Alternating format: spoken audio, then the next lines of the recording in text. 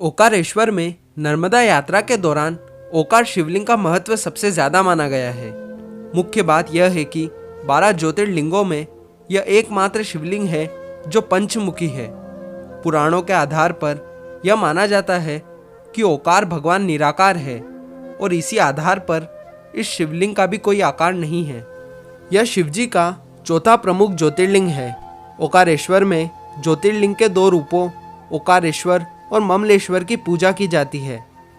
ओकारेश्वर ज्योतिर्लिंग को शिव महापुराण में परमेश्वर लिंग कहा गया है।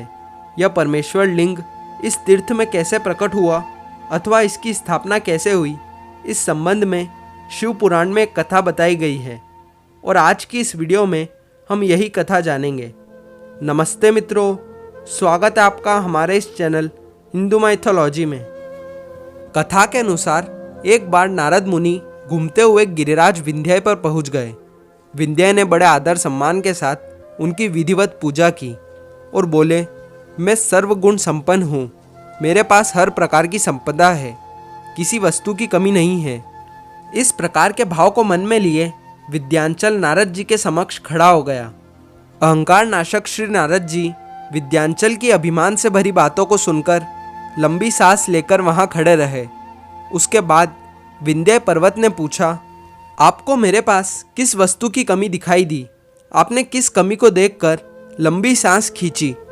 नारद जी ने विद्यांचल को बताया कि तुम्हारे पास सब कुछ है, किंतु मेरु पर्वत तुमसे बहुत ऊंचा है।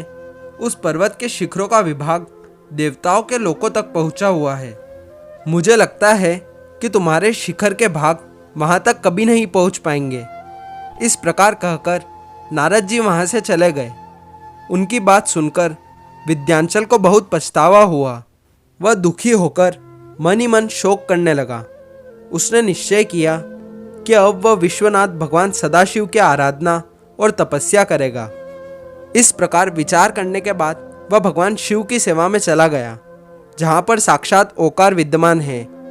उस स्थान पर पहुंचकर उसने प्रसन्नता और प्रेम पूर्वक शिव की पार्थिव मूर्ति यानी मिट्टी का शिवलिंग बनाया और 6 महीने तक लगातार उसके पूजन में तन्मय रहा।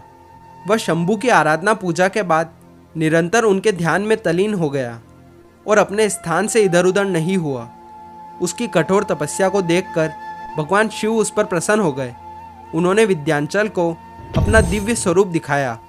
सदाशिव भगवान प्रसन्नतापूर्वक विद्यांचल से बोले, विंध्य, मैं तुम पर बहुत प्रसन्न हूँ। मैं अपने भक्तों को उनका अभीष्ट वर प्रदान करता हूँ, इसलिए तुम वर मांगो। विंध्य ने कहा, देवेश्वर महेश, यदि आप मुझसे प्रसन्न हैं तो भक्त वत्सल हमारे कार्य की सिद्धि करने वाली वह अविष्ट बुद्धि हमें प्रदान करें। विंध्य पर्वत की याचना को पूरा करते हुए भगवान शिव ने उससे कहा कि पर्वतराज, मैं तुम्हें वह उत्तम वर बुद्धि प्रदान करता हूँ। तुम जिस प्रकार का काम करना चाहो वैसा कर सकते हो। मेरा आशीर्वाद तुम्हारे साथ है। भगवान शिव ने जब विंध्य को उत्तम वर दे दिया, उसी समय देवगण तथा शुद्ध बुद्धि और निर्मल चित्त वाले कुछ ऋषिगण भी वहां आ गए। उन्होंने भी भगवान शंकर जी की विधिवत पूजा की और उनकी स्तुति करने के बाद उनसे कहा, प्रभु, आप हमेशा के लिए यहाँ स्थिर होकर निवास करें। देवताओं की बात से महेश्वर भगवान शिव को बड़ी प्रसन्नता हुई। लोगों को सुख पहुँचाने वाले परमेश्वर शिव ने उन ऋषियों तथा देवताओं की बात को प्रसन्नतापूर्वक स्वीकार कर लिया। वहाँ स्थित एक ही ओकार लिंग 2 स्वरूपों में विभक्त हो गया।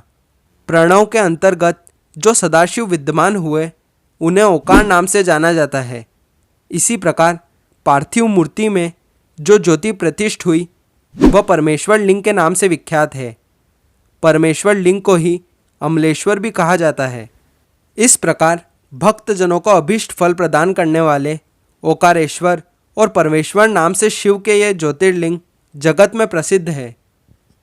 आपको ये कथा कैसी लगी कमेंट सेक्शन में ज़रूर बताएं और अगर ये वीडियो पसंद आई हो तो इसे लाइक करें और हमारे चैनल को सब्सक्राइब करें। मिलते हैं अगली वीडियो में।